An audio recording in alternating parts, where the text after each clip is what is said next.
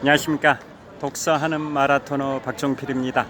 자, 이곳 잠실 석촌호수 동호 북쪽 조깅로 바로 옆에 있는 수변 데크에서 촬영하고 있습니다. 현재 시각은 2024년 9월 4일 수요일 저녁 9시 21분입니다. 제가 지금부터 약 한 4-50분 정도 미국의 북동부 지역의 명문 8개 사립대 이른바 아이비리그 대학에 관하여 말씀드리겠습니다. 자, 그야말로 전 세계에서 가장 유명한 대학, 가장 우수한 인재들이 모인다라고 하는 미국 북동부 지역의 명문 8개 사립대를 이른바 아이비리그라고 합니다. 자, 그 8개 대학은 말 그대로 미국 북동부 지역에 있는 명문 8개 사립종합대학교인데요.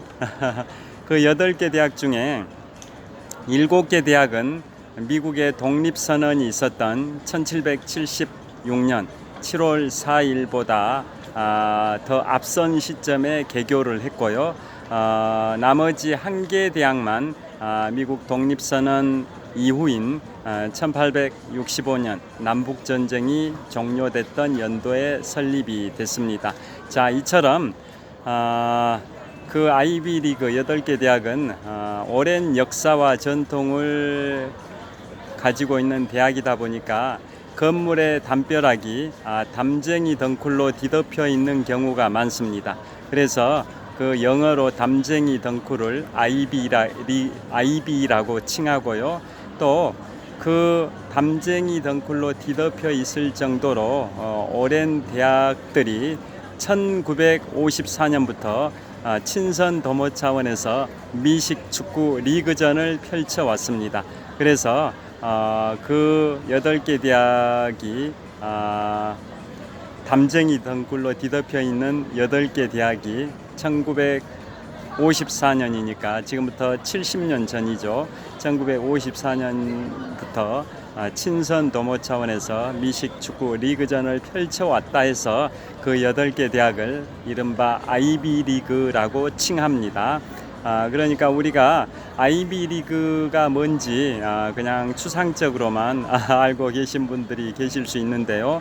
그 아이비리그라는 명칭의 유래는 오랜 역사와 전통을 갖고 있는 미국 북동부 지역의 명문 8개 사립대들이 오랜 역사를 갖고 있는 대학이다 보니까 건물에 담벼락이 담쟁이 덩굴로 뒤덮여 있는 경우가 많아서 담쟁이를 칭하는 영어 아이비, 그 다음에 그 대학들이 지금부터 70년 전인 1954년부터 친선 도모 차원에서 미식 축구 리그전을 펼쳐왔다 해서 그 8개 대학, 즉 미국 북동부 지역의 명문 8개 사립대를 아이비리그라고 칭합니다. 그러면 지금부터 제가 아이비리그 8개 대학이 위치하고 있는 곳이 무슨 주의 무슨 도시이고 또 몇 년도에 설립이 됐고 그 대학들 관련해서 어떤 특징이 있는지 등에 관하여 순차적으로 말씀드리도록 하겠습니다.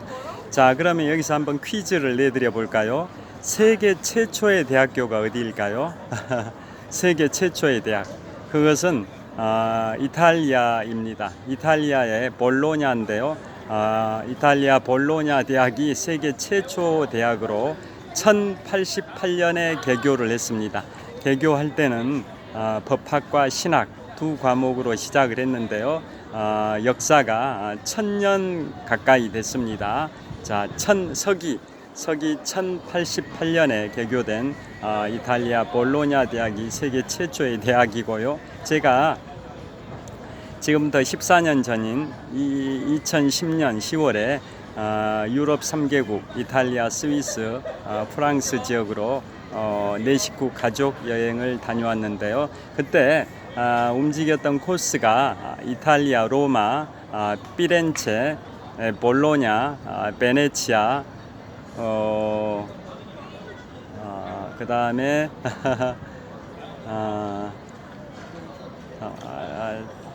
밀라노 가기 전에 한 군데가 있는데 얼른 떠오르지 않습니다. 그 다음에 알프스의 최고봉 몽블랑을 조망할 수 있는 프랑스 에기디미디 전망대, 그 다음에 스위스 제네바, 그 다음에 프랑스 파리 순으로 움직였었는데요. 자, 그래서 그 초기 일정 중에 이탈리아 로마에서 출발해서 르네상스의 고장인 르네상스의 발원지인 피렌체를 거쳐서 베네치아로 가기 전에 볼로냐 그 지역을 통과를 했었습니다. 그래서 그 볼로냐에 있는 대학이 바로 세계 최초의 대학인 1088년에 개교된 볼로냐 대학교입니다. 자, 그 다음에 두 번째로 오랜 대학이 어디일까요? 그로부터 8년 후인 1096년에 개교한 영국의 옥스퍼드 대학입니다. 옥스퍼드 대학. 그 다음에 우리나라에서 가장 오래된 대학은 어디일까요? 바로 조선왕조가 건국이 되고 6년 후인 1398년에 개교한 성균관 대학교입니다. 자, 우리나라 현재 성균관 대학이 서울시 종로구 명륜동에 있는데요. 그 성균관 대학이 조선이 1392년에 건국이 되고 그로부터 6년 후인 1398년에 개교한 대학이 조선왕조의 초기의 성균관입니다. 그 성균관을 모태로 한 대학이 지금의 성균관 대학교입니다. 그래서 성균관 대학교 안에는 개교 600주년 기념관이 있습니다. 그러니까 1398년에 개교해서 600주년이면 1998년인데요. 벌써 성균관 대학이 개교한 지 626년의 역사를 갖고 있습니다. 자, 세계 최초의 대학은 서기 1088년에 개교한 이탈리아 볼로냐 대학이고 그로부터 310년 후인 서기 1398년에 개교된 대학이 우리나라의 성균관 대학입니다. 우리나라 최초의 대학교이죠.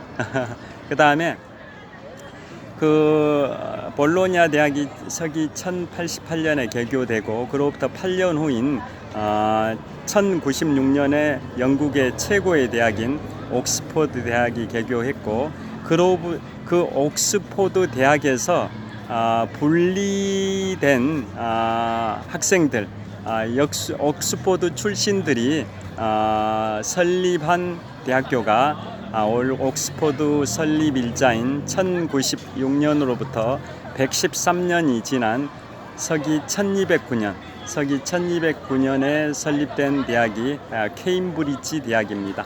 그러니까 케임브리지 대학은 옥스퍼드보다 113년 후에 개교했는데요. 옥스퍼드 대학 출신들이 설립한 대학교가 옥스퍼드와 쌍벽을 이루고 있는 1209년에 설립된 케임브리지 대학이고 그 케임브리지 대학 출신들이 미국의 최고의 대학이자 세계 최고의 대학인 하버드 대학교를 서기 1636년에 개교를 했습니다.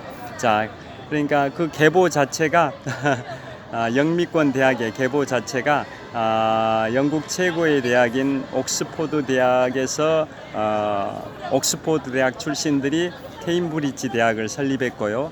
케임브리지 대학 출신들이 서기 1636년에 바로 세계 최고의 대학인 하버드 대학교를 설립을 했습니다.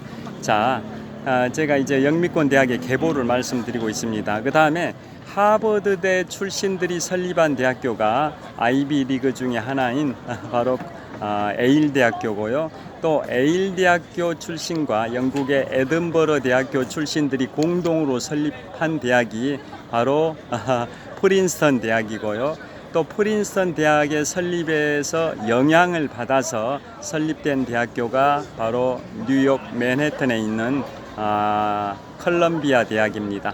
자, 그래서 이 계보를 쭉 말씀드린 이유가 옥스퍼드대 출신들이 설립한 게 케임브리지 대학, 케임브리지대 출신들이 설립한 게 하버드대, 하버드대 출신들이 설립한 게 에일 대학교, 에일대와 에든버러 대학교 출신들이 공동으로 설립한 게 프린스턴 대학교, 프린스턴 대학 설립에 영향을 받아서 설립된 대학이 뉴욕 맨해튼의 컬럼비아 대학입니다.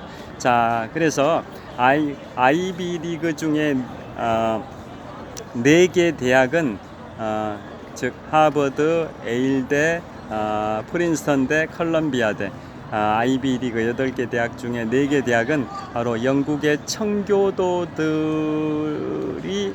세운 거나 다름없습니다. 그리고 나머지 그 뒤로 이제 설립된 아이비리그 대학들이 펜실베이니아 대학, 그 다음에 그 브라운 대학, 그 다음에 그 다트머스 대학, 코넬대, 이런 나머지 4개의 아이비리그 계열이 있는데요. 그 나머지 4개는 그 청교도들과는 관련이 없습니다. 자, 그래서 미국의 역사의 시작이 바로 1620년, 지금부터 404년 전인 1620년 영국의 청교도들이 영국의 종교 박해를 피해 가지고 메이플라워 호를 타고 미국의 북동부 지역의 매사추세츠주의 보스턴의 플리머스 항에 입항을 한 게 지금부터 404년 전인 1620년이고 그게 미국 역사의 시작이지 않습니까? 그래서 그 초기 미국을 개척한 사람들은 결국은 영국의 국교인 성공회의 박해를 못 이긴 바로 청교도들이 종교 박해를 피해서 미국으로 이주해 온 게 지금부터 404년 전인 1620년이고 그게 미국 역사의 시작이지 않습니까? 그때 대거 영국에서 아메리카로 이주해 온 사람들이 청교도들인 거죠. 그래서 미국은 청교도들, 즉 개신교 국가이지 않습니까? 그래서 그 아이비리그 8개 대학 중에 4개 대학은 결국은 청교도들이 기본 뿌리를 이루고 있는 겁니다.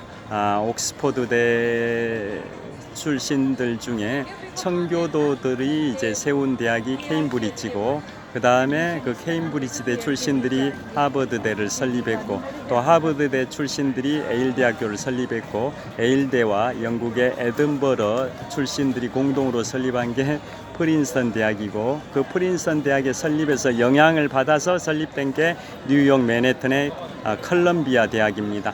이렇게 아이비리그 중에 4개 대학은 청교도들의 그 영향을 받아서 설립이 된 대학들이고요. 그에 반해서 나머지 4개 대학인 펜실베이니아 대학, 브라운 대학, 그 다음에 다트머스 대학, 코넬대, 이 나머지 4개 대학은 청교도들과는 직접적인 관련은 없습니다. 자, 그래서 미국 대학의 뿌리를 말씀드렸는데요. 지금부터는 그 대학들이 위치하고 있는 도시가 어디고 또 설립된 연도가 어떻게 되고 그 다음에 그 대학들의 특징을 말씀드리도록 하겠습니다. 먼저 케임브리지대 출신들이 설립했던 그 먼저 위치부터 말씀드리겠습니다. 위치부터 8개 대학을 쭉 말씀드립니다. 미국 북동부 지역의 명문 8개 사립대 이른바 아이비리그 대학의 위치와 설립 연도를 먼저 쭉 8개 대학을 순차적으로 말씀드린 다음에 이제 강론으로 들어가서 각 대학의 특징을 설명드리도록 하겠습니다. 먼저 가장 먼저 아이비리그 중에 가장 먼저 설립된 1636년에 매사추세츠주의 케임브리지에 설립된 하버드 대학교입니다. 1636년이면 우리 조선왕조 시대에는 병자호란이 일어났던 연도입니다. 1636년 병자호란이 일어났던 연도에 미국의 매사추세츠주 케임브리지 지역에 설립된 대학이 세계 최고의 대학인 하버드 대학이고요. 그 다음에 하버드대 출신들이 설립한 에일 대학교는 어디에 있냐면 코네티컷주 뉴헤이븐에 있습니다. 코네티컷주 뉴헤이븐에 있는데요. 이건 1701년에 설립이 됐습니다. 1701년에 코네티컷주 뉴헤이븐에 에일 대학교가 설립이 됐고요. 에일대 출신들과 영국의 스코틀랜드 영국의 스코틀랜드 에든버러대 출신들과 에일대 출신들이 공동으로 설립한 대학이 1746년에 뉴저지주 프린스턴에 설립한 프린스턴 대학이고요. 또 그 영향을 받아서 프린스턴 대가 설립이 되니까 그 영향을 받아서 8년 후인 1754년에 뉴욕 맨해튼에 설립된 게 컬럼비아 대학입니다. 자, 이상 4개 대학은 이처럼 청교도들의 뿌리를 두고 있는 그런 대학이고요. 지금부터 말씀드릴 나머지 4개 대학은 청교도들과는 직접적인 관련은 없습니다. 그래서 5번째로 설립된 게 1755년에 펜실베이니아주의 필라델피아에 설립된 바로 펜실베이니아 대학입니다. 펜실베이니아 대학은 미국 달러 지폐 7가지 권종 중에 100달러 지폐의 초상화 주인공인 벤저민 플랭클린이 설립한 대학입니다. 그게 1755년에 펜실베이니아주의 필라델피아에 설립된 바로 펜실베이니아 대학입니다. 자, 그 설립자인 벤저민 플랭클린은 100달러 지폐의 초상화 주인공일 뿐만 아니라 미국 독립선언서 공동 기초자 5인방 중에 한 분이기도 하죠. 그 다음에 6번째로 설립된 게 바로 로드 아일랜드주의 1764년에 설립된 브라운 대학입니다. 자, 로드 아일랜드주는 미국의 50개 주 중에 가장 면적이 좁은 주인데요. 그 로드 아일랜드 주에 1764년에 설립된 로드 아일랜드 주의 위치가 프로비던스입니다. 로드 아일랜드 주의 프로비던스에 1764년에 설립된 바로 브라운 대학입니다. 그 다음이 이제 뉴햄프셔주의 하노버 지역이 있습니다. 뉴햄프셔주의 하노버 지역에 1769년에 설립된 게 바로 다트머스 대학입니다. 다트머스 대학. 그 다음에 마지막으로 8개 대학 중에 유일하게 미국 독립선언 이후인 1865년 남북전쟁이 종료됐던 1865년에 설립된 뉴욕주 북서부 지역에 있는 이타카 지역이 있습니다. 뉴욕주의 북서쪽에 있는 이타카 지역에 1865년에 설립된 대학이 코넬 대학입니다. 코넬대. 자, 지금까지 미국의 북동부 지역의 명문 8개 사립대 이른바 아이비리그 대학이 연도순으로 이제 쭉 설립된 순서대로 8개 대학을 설명드렸고요.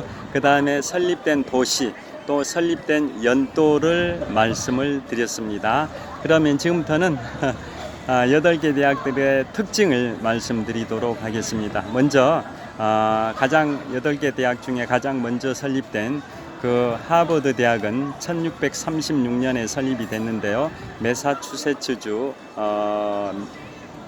보스턴의 서쪽에 찰스강이 있고 그 서쪽에 케임브리지 지역이 있습니다. 그곳에 세계 최고의 대학인 하버드 대학과 매사추세츠주 공과대 이른바 MIT라고 하죠. MIT.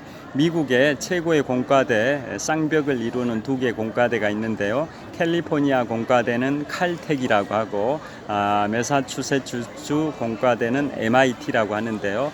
그 MIT가 바로 보스턴 서쪽 찰스강 또 그 서쪽에 케임브리지 지역에 MIT와 하버드 대학교가 같이 서로 붙어 있습니다. 제가 지금부터 약 1년 전 2023년 8월 25일부터 9월 3일까지 7박 10일의 일정으로 미국 북동부 지역과 캐나다 지역을 내 식구 가족 여행을 다녀왔었는데요. 그때 실제 하버드 대학을 방문을 했었고 그때 54인승 전세버스로 이동을 할 때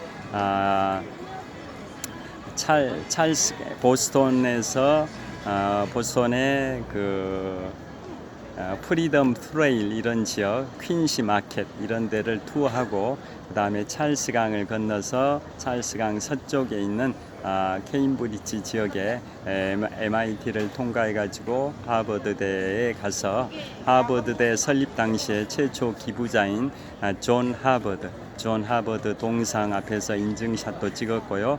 또 유명한 와이드너 도서관 그 앞에서도 인증샷을 찍기도 했었습니다. 자, 그래서 그 하버드대가 설립된 지역이 바로 보스턴의 서쪽 찰스강, 또 그 서쪽에 케임브리지 지역이 있는데요. 자, 왜 케임브리지 지역이라고 칭했을까요? 그 이유는 미국의 뿌리가 영국에 뿌리를 두고 있다 보니까 아까 그 영미권 대학들의 계보를 말씀드렸었지 않습니까? 옥스퍼드대 출신들이 케임브리지대를 세우고 또 케임브리지대 출신들이 하버드대를 설립하다 보니까 케임브리지대 출신들이 설립한 대학이 하버드 대학이어서 그 보스턴의 서쪽 찰스강 또 그 서쪽에 케임브리지 지역이라고 칭하게 된 겁니다. 그리고 미국의 초창기, 건국 초창기에는 보스턴이나 뉴욕 이런 데를 미국 북동부 지역의 도시들이죠. 보스턴이나 뉴욕 이런 데를 뉴 잉글랜드라고 했지 않습니까? 새로운 영국이다 해서 영국인들이 이주해서 건설한 그 국가이다 보니까 미국 북동부 지역의 큰 도시인 보스턴과 뉴욕 지역을 뉴 잉글랜드라고 칭했듯이 하버드대가 위치하고 있는 지역을 왜 케임브리지 지역이라고 하냐면 영국의 케임브리지대 출신들이 설립한 대학이 하버드 대학이기 때문에 보스턴의 서쪽에 찰스강의 서쪽에 케임브리지 지역입니다. 그곳에 하버드대와 MIT가 있습니다. 그러니까 찰스강을 사이에 두고 그 찰스강 동쪽에는 보스턴, 서쪽에는 케임브리지가 있는데요. 그 케임브리지에 1636년에 케임브리지대 출신들이 설립한 세계 최고의 대학인 하버드 대학이 있습니다.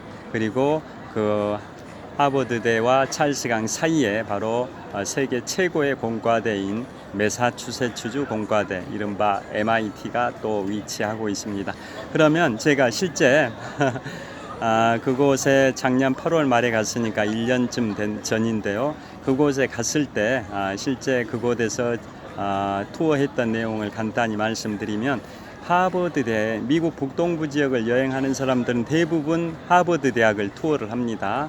1636년에 설립이 돼서 400년 가까운 역사와 전통을 갖고 있고 세계 최고의 대학이 하버드대다 보니까, 그리고 제가 참고로 말씀드리면요, 하버드대는 기부금이 조성된 금액이 얼마 정도 될 것 같습니까? 상상할 수가 없을 천문학적인 금액이 기부금으로 조성이 되어 있습니다.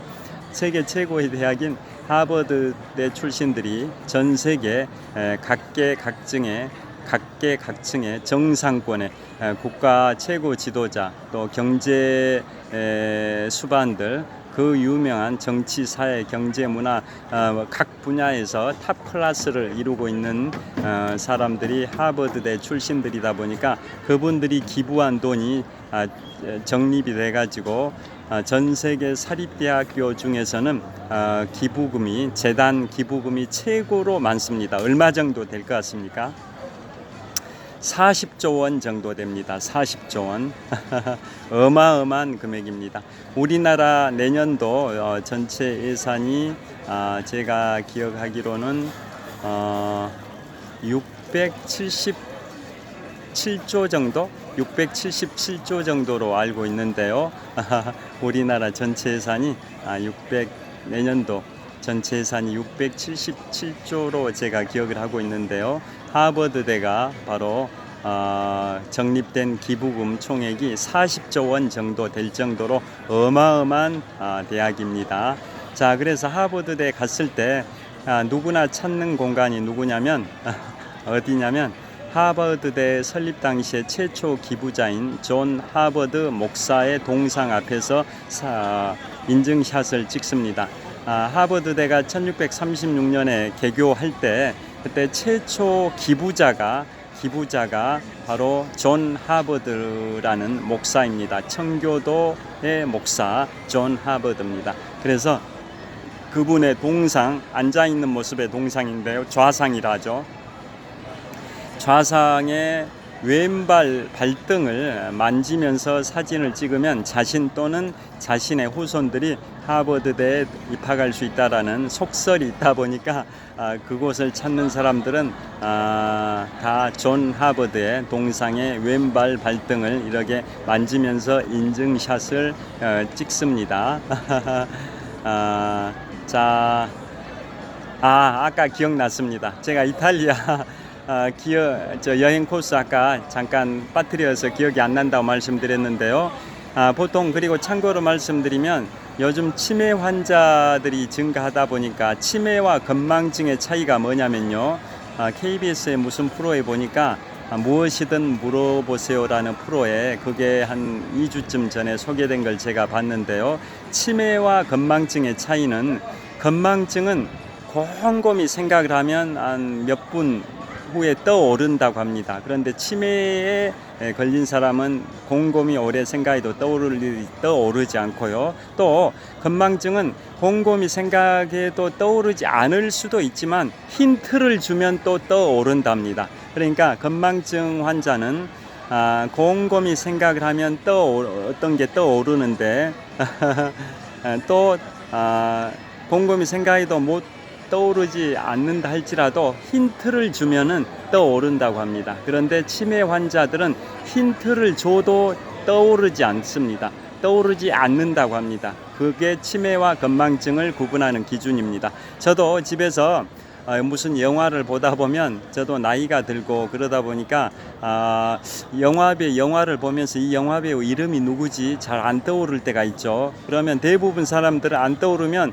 한 10초에서 15초 떠올려 보려고 노력하다 안 떠올리면 그냥 더 이상 생각 안 하려고 하죠. 그런데 저는 원래 습관이 곰곰이 계속 생각을 해봅니다. 그래서 영화를 보면서도 한 3, 4분 계속 또 길게는 5, 6분 계속 떠올려 봅니다. 일부러 그렇게 합니다. 제 기억력이 어느 정도 되는지를 스스로 자가 진단을 해보기 위해서. 그래서 한 3, 4분 정도, 길게는 5, 6분, 6, 7분 동안 계속 떠올리려고 계속 곰곰이 생각해 보면 그 영화배우 이름이 딱 떠오릅니다. 그런데 일반인들은 그렇게 해도 떠오르지 않는 경우도 꽤 많다고 합니다. 그런데 그 경우에 힌트를 주게 되면 떠오른다고 합니다. 예를 들을까요? 예를 들어보면 1994년경에 개봉된 영화가 포레스트 검프가 있죠. 포레스트 검프. 주연 배우가 톰 행크스지 않습니까? 그런데 그 톰 행크스는 워낙 유명한 배우니까 딱 영화를 배우면 대부분 영화 배우 이름이 떠오르겠죠. 그런데 안 떠오르는 사람도 있을 수는 있는데 뭐 다른 힌트를 주게 되면 또 떠오르기도 한다라는 거죠. 그런데 힌트를 줘도 떠오르지 않는다. 그 사람의 이름이 생각이 안 난다. 그러면 치매일 가능성이 높다고 합니다. 그래서 흔히 우스갯소리로 이런 말이 있습니다. 보통 명사가 아닌 고유 명사가 잘 떠오르지 않으면 치매 초기 증상이라고 하죠. 우스갯소리로. 보통 명사가 아니라 고유 명사가 잘 떠오르지 않는다 하면 치매 초기 증상이라는 말을 제가 한 20년쯤 전부터 주위 사람들끼리 농담하는 걸 제가 들었었는데요. 그래서 치매 환자와 건망증의 차이는, 건망증은 곰곰이 생각하면 떠오르는 경우가 많고 떠오르지 않는다 할지라도 힌트를 주면 떠오르는데, 일반에서 치매 환자는 힌트를 줘도 떠오르지 않는다라는 겁니다. 그 관련해서 또 재밌는 얘기는, 현명한 사람은 역사를 통해 배우고 보통 사람은 경험을 통해서 배우고 우둔한 사람은 경험에서조차 배우지 못한다, 이런 말이 있습니다. 제가 카카오톡의 프로필 메시지이기도 한데요. 그러니까 현명한 사람은 경험을 해보지 않더라도 과거의 역사를 통해 가지고 다 터득하고 있기 때문에 경험을 하지 않더라도 다 안다라는 거죠. 반면에 보통 사람들은 경험을 해봐야만이 안다, 자신이 직접 경험해봐야만이 아는 게 보통 사람들이라고 합니다. 반면에 우둔한 사람은 경험했는데도 불구하고 제대로 그것을 터득하지 못하고 또 다른 실수를 계속적으로 반복을 한다고 합니다. 보통 사람은 한번 경험해 보면 내가 이런 상황에서 이렇게 했으니까 참 실수였다. 앞으로는 그러지 않아야겠다라는 깨달음을 얻는 게 보통 사람들인데요. 모든한 사람은 그런 경험에서조차 깨달음을 얻지 못한다고 합니다. 그에 반해서 훌륭한 사람, 현명한 사람은 그런 경험조차 해볼 필요도 없이 역사를 통해서, 선례를 통해서 다 파악하고 있다라는 겁니다. 그래서 생긴 말이 저의 카카오톡 프로필 메시지이기도 한데, 현명한 사람은 역사를 통해 배우고, 보통 사람은 경험을 통해서 배우고, 우둔한 사람은 경험에서조차 배우지 못한다라는 말이 있습니다. 자, 여하튼 그게 치매 환자와 건망증 환자의 차이 말씀드렸듯이, 건망증 환자는 곰곰이 떠오르면 곰곰이 생각하면 떠오르는데, 설령 떠오르지 못한다 할지라도 힌트를 주면 떠오른다고 하는데요. 반면에 치매 환자들은 힌트를 줘도 떠올리지 못하면 치매 환자일 가능성이 높다고 합니다. 여하튼 하버드대, 거기에 존 하버드, 그래서 이탈리아 여행할 때 코스가 아까 빠뜨린 게 있었는데요. 이탈리아 지금부터 14년 전인 2010년 10월에 다음 달이면 이탈리아 여행 14주년입니다. 2010년 10월에 갔었는데요. 이탈리아 여행 코스가 로마, 피렌체, 볼로냐, 베네치아, 그 다음에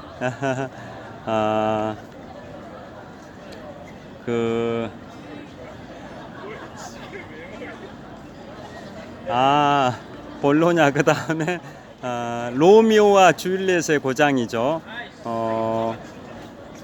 그곳이 볼로냐하고 좀 비슷한. 그 다음에 간 곳이 이제 이탈리아 경제 중심인 밀라노인데요. 다시 또 베네치아에서 밀라노 가기 전에 그 도시가 로미오와 줄리엣의 고장이 있습니다. 또 좀 이따 다시 말씀드리겠습니다. 자, 그곳이 1971년에 스타벅스가 미국 북서부 지역의 워싱턴주의 시애틀에서 창립이 됐는데요. 그 창립했던 분이 유대인이신 하워드 슐츠 회장입니다. 하워드 슐츠 회장이 이탈리아 밀라노와 그곳 베로나 지금 떠올랐습니다. 베로나입니다. 이렇게 곰곰이 생각하면 아까 떠올랐다가 또 잊혀졌는데 다시 떠올랐습니다. 자, 유대인이신 미국을 움직이고 있는 분들이 유대인이라고 하는데요. 자, 1971년에 미국 북서부 지역 시애틀에 세계 최고의 커피숍 브랜드, 커피 체인점인 스타벅스가 창립이 됐는데요. 그 창립자가 유대인인 하워드 슐츠 회장이 창립을 했습니다. 그분이 이탈리아의 밀라노와 베로나 지역을 여행을 했었는데, 그때 그 노천 카페에서 한가로이 그 커피를 마시면서 담소를 나누는 그 풍경이 너무나도 여유로워 보였었답니다. 그래서 그것에서 영감을 받아서 설립한 게 1971년에 미국 북서부 지역 워싱턴주 시애틀에 설립한 게 스타벅스고, 지금은 설립된 지 53년이 된 지금은 세계 최대 규모의 커피 브랜드로 성장을 한 스타벅스입니다. 자, 그 하워드 슐츠 회장, 스타벅스 설립자가 여행했던 지역이 이탈리아의 북부 경제 중심인 밀라노와 로미오와 줄리엣의 고장인 베로나입니다. 베로나가 그렇게 안 떠올랐는데요. 지금 떠올랐습니다. 베로나. 그래서 여행 코스가 이탈리아는 로마, 피렌체, 볼로냐, 베네치아, 베로나, 밀라노, 그 다음에 이탈리아와 프랑스의 접경지대에 있는 알프스의 최고봉 몽블랑을 조망할 수 있는 제1회 동계올림픽이 열렸던, 지금부터 100년 전인 1924년에 제1회 동계올림픽이 열렸던 프랑스 샤모니에서 고속 케이블카를 타고 해발 3,842m 애기디 미디 전망대까지 올라가서 해발 4,807m 해발 4,807m 알프스 산맥의 최고봉 몽블랑을 조망을 하고 하산해서 스위스 제네바로 갔고, 그곳에서 프랑스 파리로 떼제베 열차를 타고 이동할 계획이었는데요. 14년 전인 2010년 10월에 프랑스의 사르코지 대통령 정부에서 연금 개혁을 시도했는데요. 노동자들이 총파업으로 항의를 했었습니다. 그래서 떼제베 열차 기관사들도 파업에 참가하는 바람에 떼제베 열차를 못 타고 바로 스위스 제네바에서 프랑스 파리까지 약 한 600에서 700km 정도 거리를 고속버스로 이동을 했습니다. 원래 떼제베 열차를 타고 갔다면 그 전날 저녁 한 6, 7시에 프랑스 파리에 입성해서 푹 쉬고 다음날 프랑스 파리를 여유롭게 투어를 할 수 있었을 텐데, 떼제베 고속열차를 못 타고 고속버스로 부산에서 판문점 정도 거리인 한 500km에서 600km, 부산에서 한 개성, 북한의 개성, 부산에서 북한 개성 정도 거리, 거의 600km 정도 거리를 고속버스로 이동하는 바람에 다음날 새벽 4시쯤에 프랑스 파리에 입성해서 불과 2시간 잠잔 다음에 7시에 기상해서 식사하고 바로 프랑스 파리를 투어했는데요. 몽마르트 언덕, 루브르 박물관, 프랑스 대혁명의 광장인 콩코르드 광장, 샹젤리제 거리, 개선문, 파리 에펠탑, 센강 유람선 투어 순으로 진행을 했었습니다. 여하튼 자, 그래서 무슨 말씀 드리다 여기까지 왔냐면요, 하버드대 갔을 때 그때 존 하버드가 바로 하버드대 설립 당시에 최초 기부자인데요. 그분의 동상, 좌상, 앉아있는 좌상의 왼발 발등을 문지르면 자신 또는 자신의 후손들이 하버드대에 들어갈 수 있다라는 속설이 있어서 누구나 그곳에서 인증샷을 찍습니다. 자, 존 하버드 동상의 왼발 발등을 문지르면서 인증샷을 찍을 때 제가 생각이 떠올랐던 게 뭐냐면요,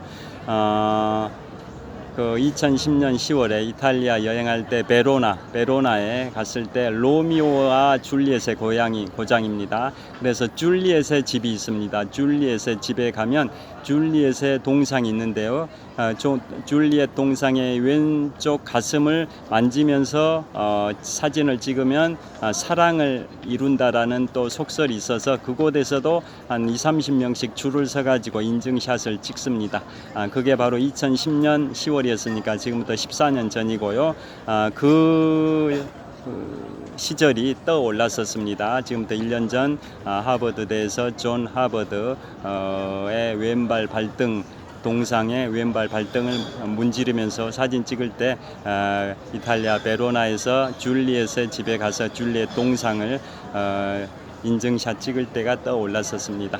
그 다음에 그리고 또 어떤 재밌는 일화가 있냐면, 그 존 하버드 동상은 존 하버드를 모델로 만든 건 아니고, 그 하버드대 설립 연도인 1636년 당시 최초 기부자가 존 하버드 목사이긴 하지만 그분의 사진이 없다 보니까 다른 하버드대 재학생을 모델로 해가지고 바로 그 동상을 만들었다고 합니다.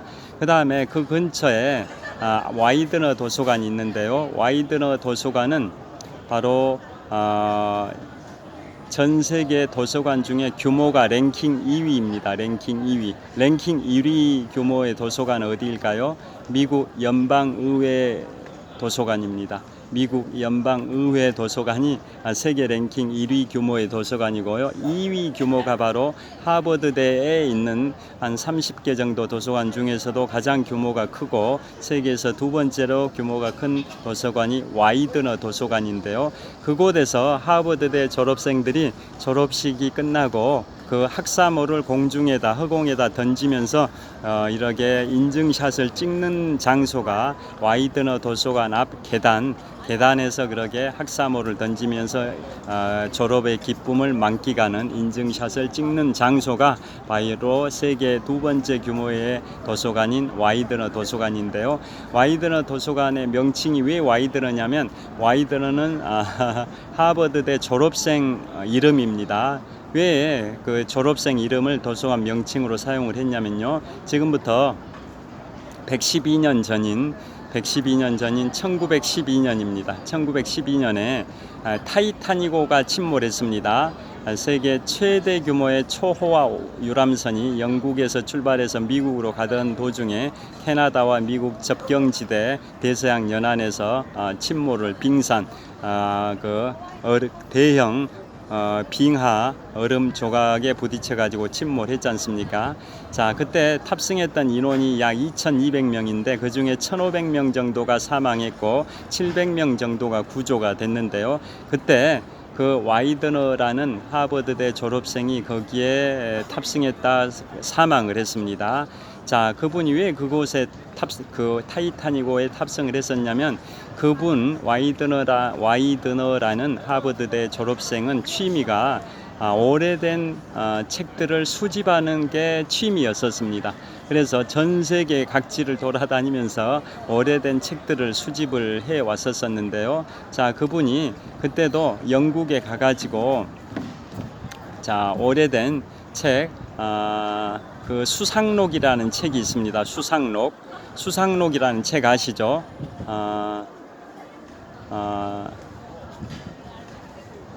수상록이라는 책이 저자가 베이컨으로 제가 알고 있습니다. 베이컨이 저자인 제목이 수상록입니다. 베이컨의 작품인 수상록 제2판을 수집을 하기 위해서 영국을 방문해 가지고 수집을 했는데요. 그걸 수집한 다음에 미국으로 귀국하던 길에 바로 1912년 4월 14일에 타이타닉호에 탑승을 했습니다. 그런데 타이타닉호가 침몰해서 탑승자 2,200명 정도 중에 1,500명 정도가 사망, 700명 정도가 구조가 됐는데요. 사망자 중에 바로 그 와이드너라는 하버드대 졸업생이자 도서 수집광이 계셨었습니다. 그래서 그분의 어머님께서 그 아들의 그러한 희생을 좀 기리기 위해서 200만 달러를 하버드대에 기부를 해가지고 도서관을 설립을 했고요. 그리고 아들이 평생 수집했던 그 많은 희귀 도서들을 그 도서관에다가 기증을 했습니다. 그 어머니가 와이드너의 어머니께서 200만 달러를 기부하고 도서관을 세웠고 아들이 평생 모았던 그 수많은 희귀 도서들을 그 도서관에다가 기부를 했습니다. 그게 아들이 죽은 때로부터 3년 후인 1915년입니다. 그래서 그 아들의 이름을 따서 바로 와이드너 도서관이고 세계에서 규모가 두 번째로 큰 도서관이고요. 하버드대 안에 있는 30여 개의 도서관 중에서도 규모가 가장 크고 미국 연방의회 도서관에 이어 세계에서 랭킹 2위의 도서관이 와이드너 도서관입니다. 그 앞에서 바로 졸업식 때 하버드대 졸업생들이 졸업식 때 학사모를 공중에 허공에 던지면서